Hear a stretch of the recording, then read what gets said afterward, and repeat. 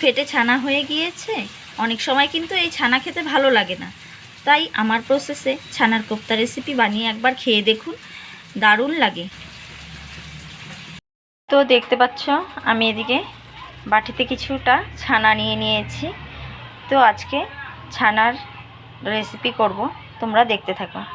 প্রথমে দেখতে পাচ্ছ আমি কিছুটা ছানা নিয়েছি। এখন এর মধ্যে কিছুটা বেসন অ্যাড করে দিচ্ছি। কিছুটা পরিমাণ বেসন অ্যাড করে দিলাম। স্বাদ অনুসারে লবণ দিয়ে দিলাম। এখন এর মধ্যে কিছুটা পরিমাণ হলুদ দিয়ে দিলাম। এখন আমি এর মধ্যে সামান্য পরিমাণ জল দিয়ে ভালো করে চটকে মেখে নেব। তোমরাও এইভাবে কখনো ছানা দিয়ে এরকম রেসিপিটা বানিয়ে দেখো, খেতে ভীষণই স্বাদ লাগে। তো দেখতে পাচ্ছ আমি সুন্দর করে চটকে চটকে মেখে নিচ্ছি, তোমরাও এভাবে ট্রাই করো। তো দেখো আমি সুন্দর করে মেখে নিয়েছি, দেখতে পাচ্ছ আমি সুন্দর করে মেখে নিয়েছি। আর এদিকে দেখো কড়াইও বসিয়ে দিয়েছি। কড়াইয়ে কিছুটা আমি সর্ষের তেল দিয়ে দিলাম। তো দেখো তেল গরম হয়ে এসেছে, আর আমি এখানে ছানাগুলোকে এভাবে গোল গোল করে করে নিয়েছি। এখন এগুলোকে আমি গরম তেলের মধ্যে ছেড়ে দেব। তো এইভাবে করে তোমাদের যদি কখনো দুধ নষ্ট হয়ে যায়, ছানা খেতে ভালো না লাগে, ছানা দিয়ে এইভাবে করে দেখো, খুব ভালো লাগে খেতে। তো এইভাবে করে আমি সব কটা গোল গোল করে বড়ার আকারে করে ভেজে নেব। তো দেখুন বন্ধুরা কত সুন্দর করে বড়াগুলো লাল লাল করে ভেজে নিয়েছি। আমি এখন উঠিয়ে নেব। এইভাবে করেই আমি প্রত্যেকটা বড়া ভেজে নেব। জানেন বন্ধুরা গন্ধটা কি অপরূপ বেরিয়েছে, আপনাদেরকে যদি দেখাতে পারতাম তাহলে বুঝতে পারতেন। ঠিক আছে, আপনারা কন্টিনিউ দেখতে থাকেন আমি কি করছি। তো দেখুন বন্ধুরা আমি ছানাগুলোকে এভাবে বড়া বানিয়ে নিয়েছি। তো এখন আমি এগুলোকে রান্না করব। তো রেসিপিটা দেখতে থাকো।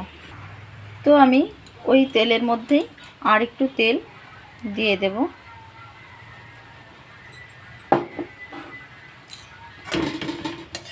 দেখুন তেলটা গরম হয়ে এসেছে।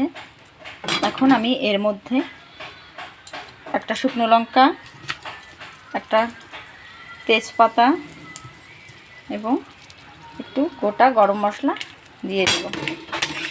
এখন ভালো করে নেড়ে চেড়ে এর মধ্যে কিছুটা পরিমাণ সাদা জিরে, গোটা জিরে দিয়ে দেব ফোড়নে। এখন এটাকে ভালো করে নেড়ে চেড়ে আমি আলু কেটে রেখেছি, এই আলুগুলো ছেড়ে দেব। ফোড়নটা লাল লাল করে ভাজা হয়ে গেছে, এখন আমি কেটে রাখা আলুগুলো এর মধ্যে ছেড়ে দেব।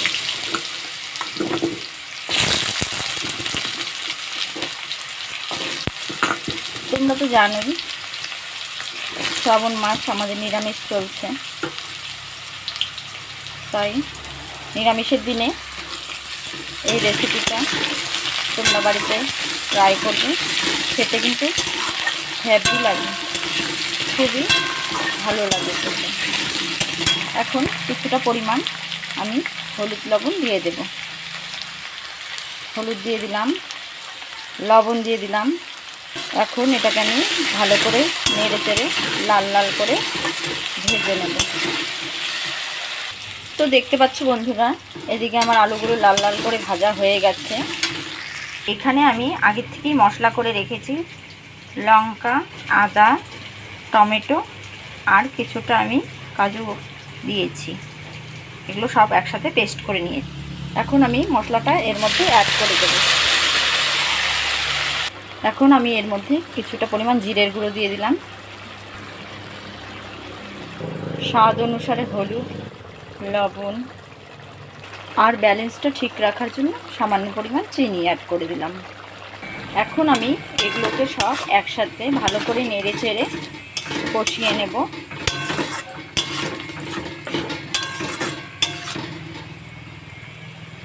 তার জন্য আমি 2 থেকে 4 মিনিট এটাকে ঢাকনা দিয়ে ঢেকে রেখে দিলাম। তো আমি এখন ঢাকনা তুলে দেখে নেব।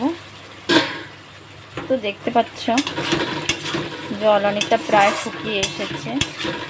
এখন হাই ফ্লেমে একটু আমি ভালো করে কষিয়ে নেব।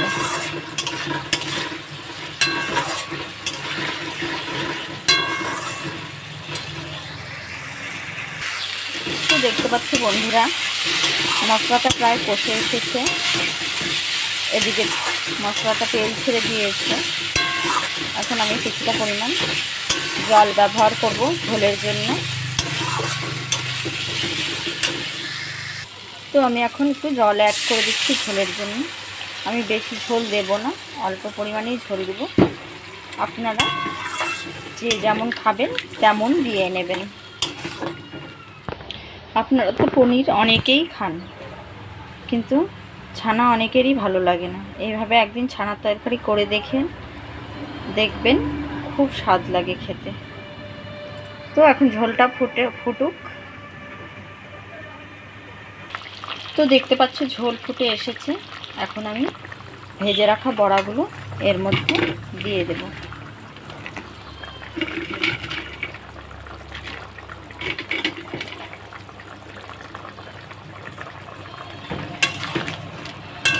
এই রেসিপিটা কিন্তু মাখাই বেশ স্বাদ লাগে। আপনারা যদি ঝোল খান তো আরেকটু পরিমাণ ঝোল দিতে পারেন। আমি বেশি ঝোল দিলাম না, তারপর আমার মাখাই ভালো লাগে। এখন আমি ঢাকনা দিয়ে কিছুটা সময় রেখে দেব। এখন আমি ঢাকনা তুলে দেখে নেব তরকারিটার কেমন অবস্থায় আছে। তো দেখতে পাচ্ছ কি সুন্দর মাখা রসা হয়ে গেছে।